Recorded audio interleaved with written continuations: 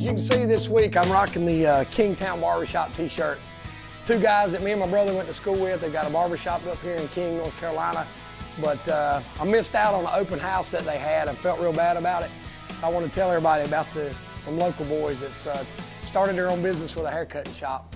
But Tim and Bobby say if you're not getting a haircut at Kingtown Barbershop, you're not getting a haircut.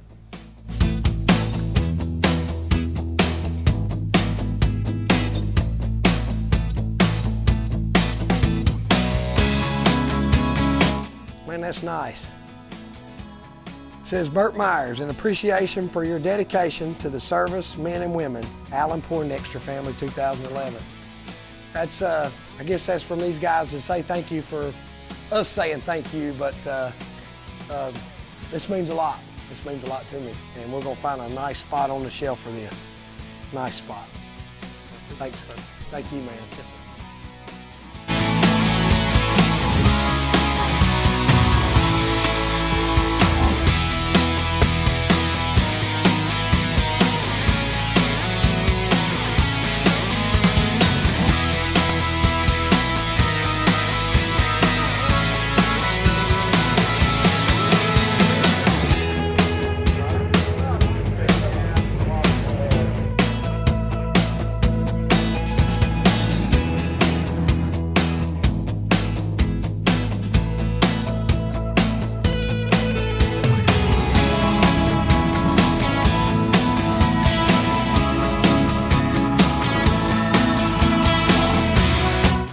Hey everybody, this is Race 5 race recap.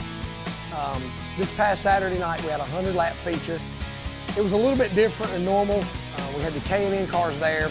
The street stock sportsmen and four-cylinders raced on Friday night. So track conditions were a little bit different than what they usually are. The good side of that is the only thing that's going to be on the racetrack all day on Saturday until the K&N race was the modified. Normally where it's a disadvantage to go out first to qualify because of the other car's rubber. This week we didn't have to deal with that. So the way my car's been running lately, I felt pretty positive about qualifying this week. We were able to go out and run a 13.27, and Jason is outside pole at a 13.37. So Myers Front Row, you know, that's when we leave this shop, that's what we go to look for. I had some responsibilities I had to take care of, spotting for another team. But I left the guys in charge to draw for my starting position during the on-track autograph session. And when I came around the corner, I knew, I told one of the guys, I said, you can't do any worse than I did. I drew 22nd for the last one, and sure enough, he drew 23rd. So I knew we were going to have a tough night ahead of us. I don't care who you are and how fast you are. Starting 23rd in a 100-lap race at Bowman Gray Stadium is tough to overcome.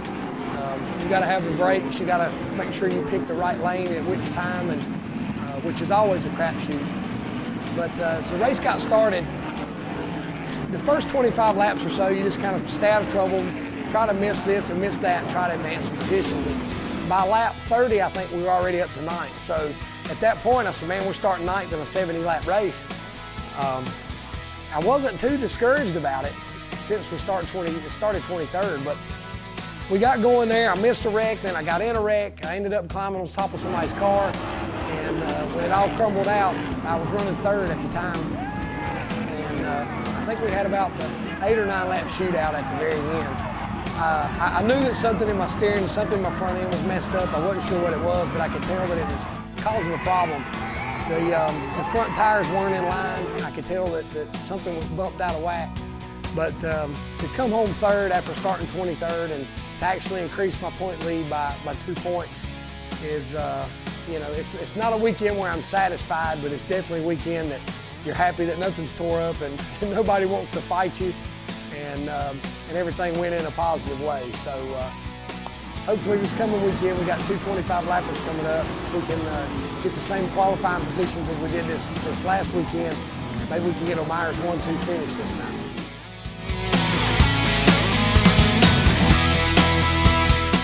I had an interesting weekend this past week at Bowman Gray Stadium.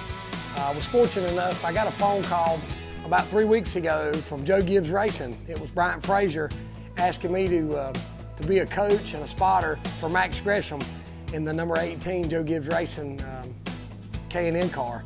The K&N series is a series that's one step above our NASCAR Well Modified Tour. There's lots of the names you might recognize as the Michael Waltrip racing car, the Gibbs car, and Martin Truex's brother Ryan Truex actually is defending champion in that division. But they were there for the first time this weekend at Bowman Gray. It was the first time a full-body stock car has been there since, I guess, since the early days of racing. But the Canyon cars are basically, they mimic like an old bush car is what I like to call it. They're full-body, they're really big, and they can cause a problem running around there side by side. So I knew it'd be a real challenge to be able to spot for somebody in this division, because I knew it was going to be a full contact sport, I like to call it, with a full body car. But I went over on Friday, I got the spot for Max. During this practice, I got to meet all the guys at Joe Gibbs Racing. You know, a lot of times you don't know, you see these kids that come into sports and into motorsports really early, and it's hard to tell if it's a kid that's just got money behind him, that's just racing because it's a cool thing to do. And you never know what kind of situation you're coming into. But after getting in there and talking to these guys and meeting Max, he seems to be a real racer. I told him it depends on who you ask, but I think he reminds me of a young me. He's got a lot of gunpowder in him, and he seems to understand what he's doing with the car. Talking to him on the radio, he wants to know the changes and stuff.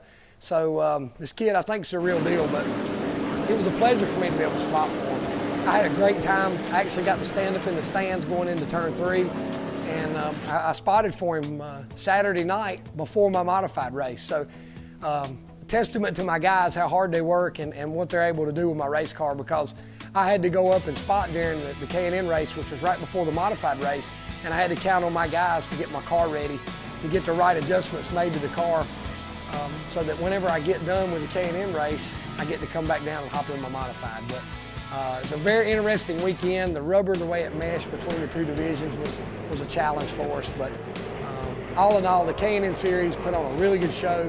It brought in a lot of the big names from NASCAR. The France family was there. Ben Kennedy had a real nice finish, finished third. I think it was a huge media event this past weekend. It just exploded with the power of the Madhouse, with the K&N Series coming in. It just made for an exciting weekend of racing, and I had as much fun outside of the car as I did inside the car this past weekend. Check out some of last week's on-track race action.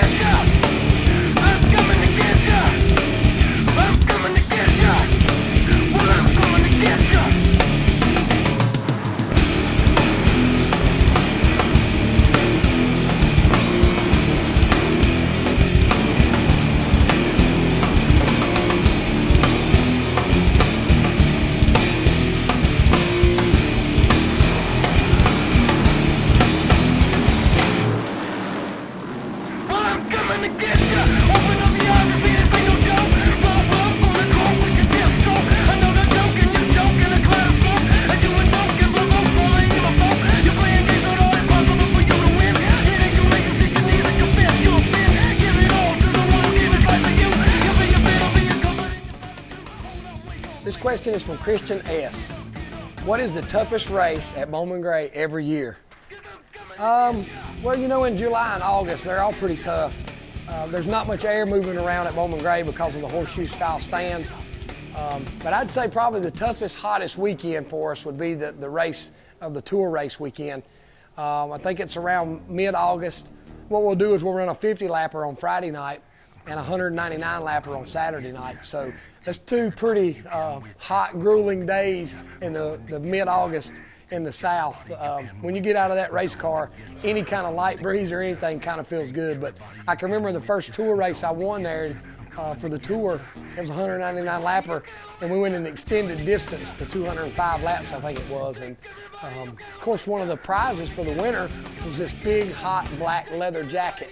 And they wanted to drape that over me in Victory Lane, but that was one of the times where you kind of forget about how hot it was. But I'd say that's probably the weekend that's the hottest for us.